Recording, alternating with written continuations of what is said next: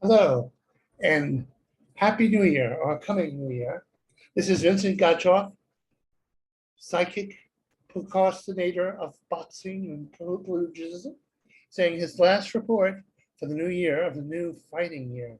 On the first, there's going to be a great heavyweight and one lightweight fight that is sure to stimulate the whole boxing world.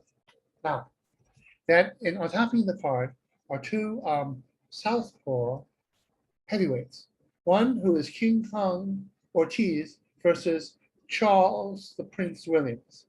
The Prince will try to overthrow the King in this battle of big boxer punchers. I favor Ortiz. It will be a terrible fight, a horrible fight in the sense that it will be brutal, short, but sweet. Probably going on about 5 or 4 rounds.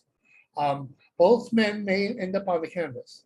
Ortiz is a harder puncher, or a more skillful boxer, I should say. Both are southpaws. Ortiz is a little bit old in the tooth. Both can be hurt, but I think Ortiz's skill level is greater. He has fought a better opposition and has wins over better oppositions. He is a former Cuban amateur standout, and I think the King or the Princeling will never win that fight. As I say, knockdowns galore. Probably both will end up on the canvas at a certain point, because both are punchers. The records for them: Ortiz, 32 victories, 2 defeats, 27 KOs. For the Prince, it is 28 wins, 2 losses, and 1 draw, with 25 KOs. These men can punch. Now, the second fight of that on that card is Frank Sanchez versus Christian Hammer. Sanchez has it all. He's the Flash. He is flashy. He is a good boxer puncher. Was an outstanding amateur in Cuba, but he has one weakness, I would say. He has the talent of Michael Dokes, but not the fire in his belly of a Michael Dokes. He has speed, power. I feel that he should be more aggressive. Perfect opponent for him, actually, as a showcase, is the Christine Hammer, who has gone the distance or tangled with some formidable foes in the past. I believe that this fight will be decided by Sanchez being far too flashy, and maybe even fooling Christine at a certain point. I think he'll be more aggressive against the Hammer, and he will hammer the Hammer out in 9 rounds. So says the psychic of feudalism, Master Vincent.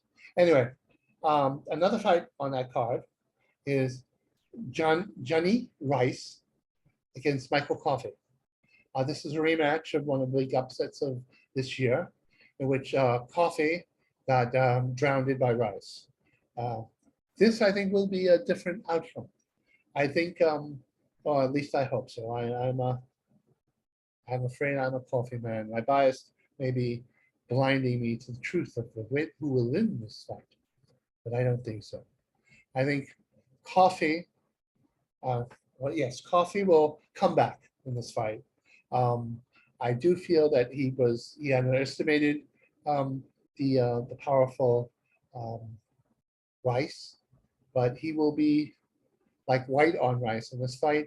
He will win the rematch. It'll be a pretty brutal fight because Rice is a very formidable foe.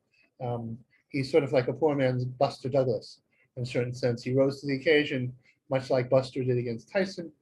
But this time, I think Mr. Coffey will give him a Java joke. All right. Now, Gerald Washington against Evan Demirzin. This is Gerald. Actually, is a very rangy fighter, very powerful, 6'6", big punch, fairly good jab, but a little crude.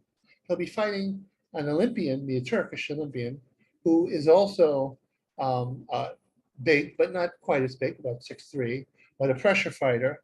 He's going to get on the inside. I believe he'll get on the inside of big Gerald's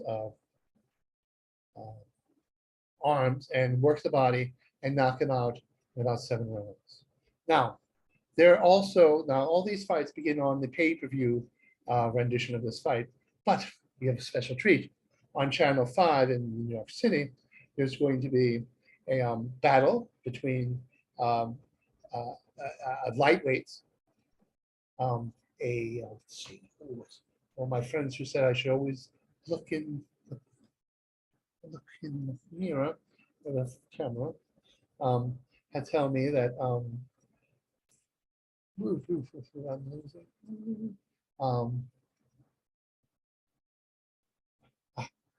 I almost forgot.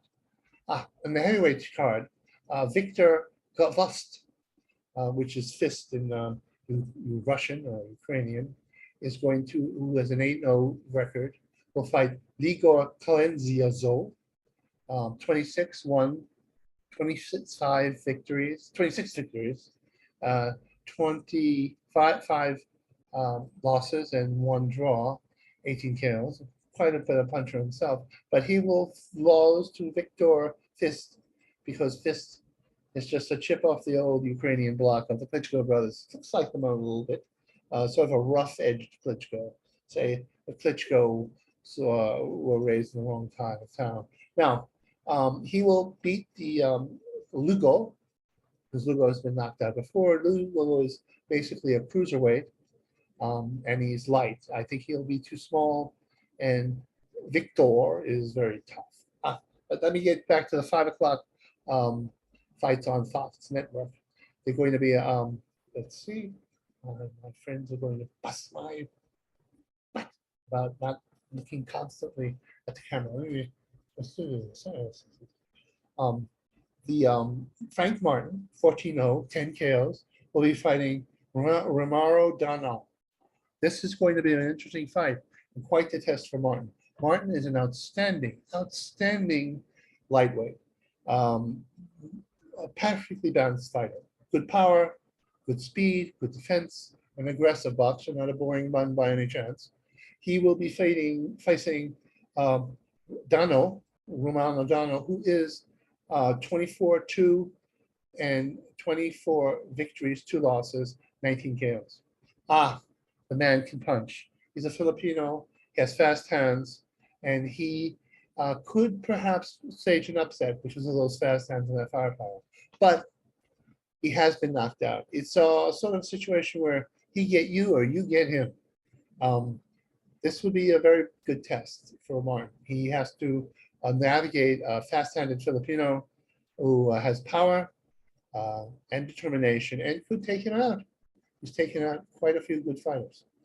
But those 2 losses, both by KO, they haunt him and they haunt me. And in my dreams, I see a Filipino falling.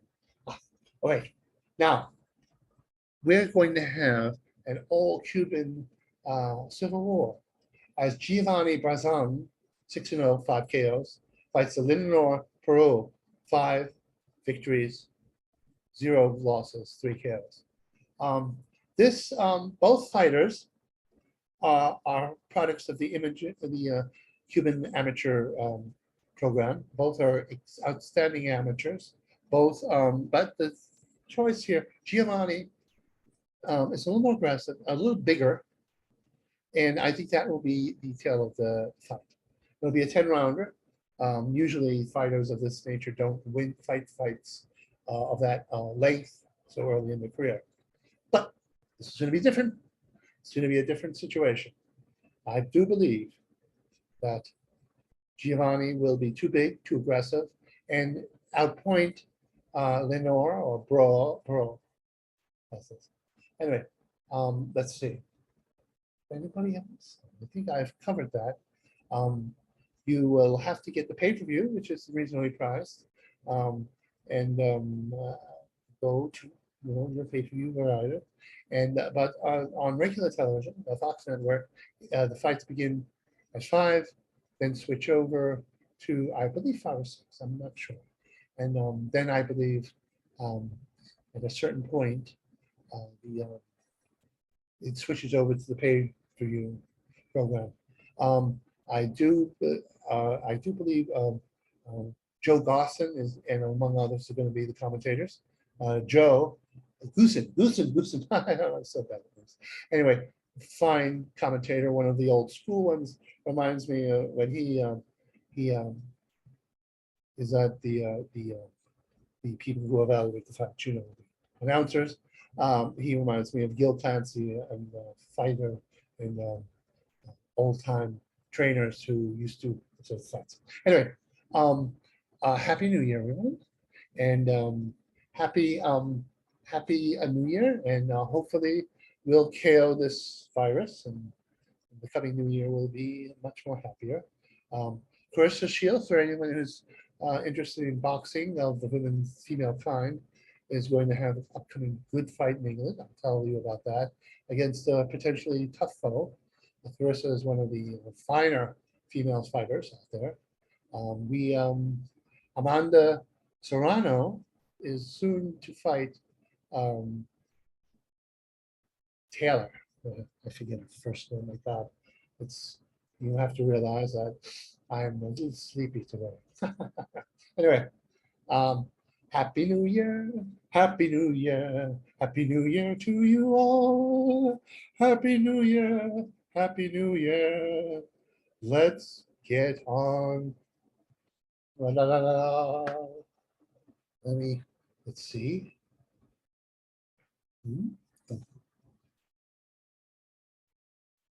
Goodbye.